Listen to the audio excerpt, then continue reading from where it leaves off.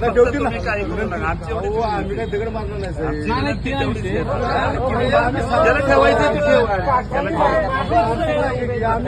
आम्ही कुठं तुम्हाला ज्याला इच्छेने वाटत ठीक आहे, झाला असेल एखादा विषय, पण आम्ही सांगतो हो साहेब, जंतर मंतर करायची इच्छा आहे का तुमची? सातारा जिल्ह्यामध्ये तुमची इच्छा असेल तर करा जंतर मंतर. हो द्या. लोकशाही मार्गाने व्हावं, जी गोष्ट तर आम्ही लोकशाहीच हे बघा हे काय हे लोकशाही आहे. त्यामुळे तुम्हाला जंतर मंतर करायचं आहे का? तुम्हाला जंतर मंतर करायचं आहे का? हेच विचार घेऊन चालू. ॲडव्होकेट बाळासाहेब आंबेडकर यांच्या आदेशाने व जिल्हाध्यक्ष रामदास कांबळे यांच्या नेतृत्वाखाली शिरवळ येथे बंदची हाक देण्यात आली आणि या हाकेला शिरवळकरांनी उत्स्फूर्त असा प्रतिसाद दिला. जंतर मंतरवर झालेल्या अमानुष लाठी हल्ल्याचाही यावेळी निषेध करण्यात आला. तसंच सदाभाऊ खोत यांनी विद्यार्थ्यांच्यावर केलेल्या वक्तव्याचा तीव्र अशा शब्दात रामदास कांबळे यांनी निषेध नोंदवला. या महाराष्ट्र बंदच्या आंदोलनात उपस्थित खंडाळा तालुकाध्यक्ष संतोष धमाळ, काँग्रेस तालुकाध्यक्ष डॉक्टर विजय शिंदे, पंचायत समिती सभापती छायाताई जाधव, शिवसेना तालुका प्रमुख सागर कदम, माजी जिल्हा परिषद सदस्य स्वाती बरदाडे, ईश्वरभाई जोशी, सादिक काजी, जिजाऊ ब्रिगेडच्या अध्यक्षा उज्ज्वला तांबे, ॲडव्होकेट इम्तियाज खान, ॲडव्होकेट आनंद फडके, सलीम काजी, हेमा गायकवाड, नौशाद काजी, मधुकर आंबवले, दीपक मगर, अंबिका देशमाने, दादासाहेब कांबळे, संपत कांबळे, रमेश कांबळे, अरुण गायकवाड, सुरेश जावळे, उषा जाधव, समीर पवार, शेखर गायकवाड, स्वप्नील बनसोडे, अशोक पवार, बापू खुंटे, सुहास कांबळे, किसन बोडरे आणि सचिन वाघमारे हे यावेळी उपस्थित होते. नीटच्या पेपर फुटीमुळे हजारो तरुणांचं पूर्णपणे त्यांचं करिअर धोक्यात गेलं. हजारो विद्यार्थ्यांचं करिअर धोक्यात गेलं.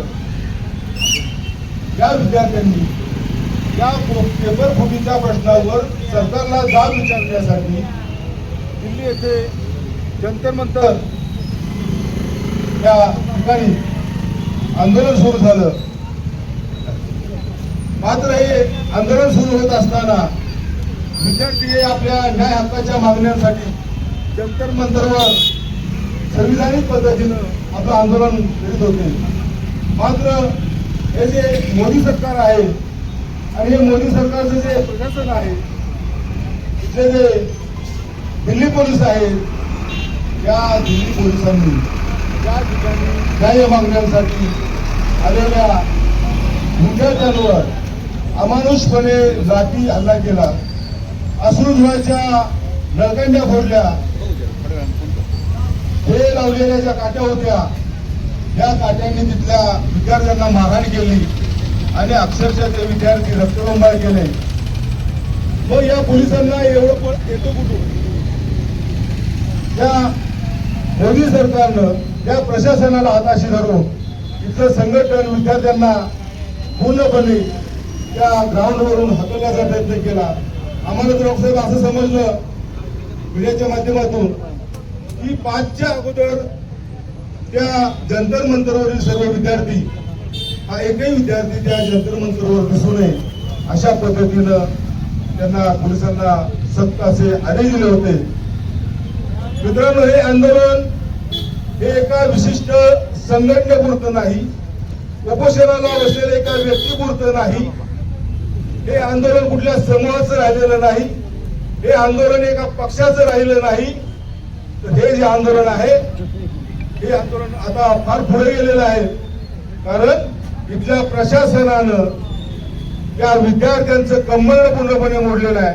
त्या विद्यार्थ्यांना देशधडीला लावण्याचा प्रयत्न हे मोदी सरकार करत आहे आणि याचा जाब विचारण्यासाठी वंचित बहुजन आघाडीचे राष्ट्रीय नेते श्रद्धेय बाळासाहेब आंबेडकर साहेबांनी आज 23 जुलैला संपूर्ण महाराष्ट्र बंदची हाक दिली आणि संपूर्ण महाराष्ट्रामध्ये इतर सर्व पक्षांनी सन्मानपूर्वक त्या ठिकाणी या बंदला पाठिंबा जाहीर केला. हा जो लढा आहे हा विद्यार्थ्यांचा लढा आहे, हा तुमच्या सत्तेचा लढा नाही. ही पेपर फुटीमुळे हा सर्वसामान्य विद्यार्थी हा पूर्णपणे भरलेला आहे की ज्या विद्यार्थ्यांचे पालक सकाळी 7 वाजता घराबाहेर पडतात आणि संध्याकाळी 7 वाजता घरामध्ये येतात. की 12 तासचे पालक काम धंदा करतात, घामाचा पैसा कमवतात आणि त्या पालकाचा उद्देश एकच असतो की आपल्या पाल्यांना चांगलं शिक्षण देता यावं, आपल्या पाल्यांना रोजगाराची संधी उपलब्ध व्हावी. मात्र या मोदी सरकारनं इथला जो तरुण आहे या तरुणाला पूर्णपणे मोडीत काढण्याचा प्रयत्न केलेला आहे. आणि हा जो प्रकार झालेला आहे हा प्रकार अतिशय निंदनीय आहे. आपण पाहिलं जंतर मंतरवर जो अमानुष हल्ला झाला, जो विद्यार्थ्यांच्यावर लाठीमार झाला, खरं तर याची नोंद जगामध्ये घेतली गेली. पूर्ण जग हे या गोष्टीला एका वेगळ्या नजरेनं पाहू लागलेलं आहे.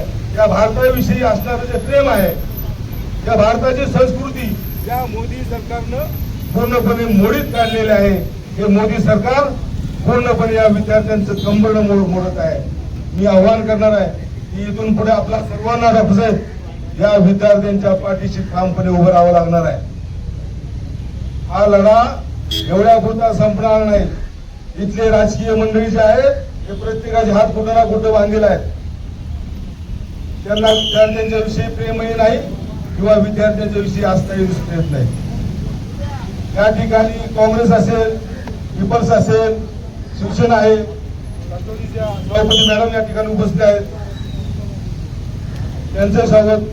आपण सर्व मंडळींनी या ठिकाणी आपण सर्व आलात आणि विद्यार्थ्यांच्या प्रश्नावर आपण हा लढा इथून पुढे कायमस्वरूपी गोवा करूया. आदरणीय सदाभाऊ खोत हे एक एजंट आहे आणि एजंटचं काम काय? एजंटनं फक्त आता ही जी भाजपमध्ये जी काही ठराविक पिलावळ आहे ही फक्त पुरतच त्यांचा वापर होतो आणि त्याचं काम तो चोख करतोय. त्यामुळे सदाभाऊ खोत जर जिल्ह्यामध्ये आले तर त्याला नक्कीच चपला चालू होता.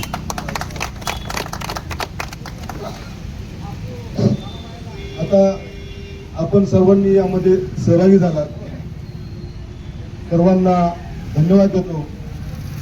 या बीजेपीचं करायचं काय? या मोदीचं करायचं काय?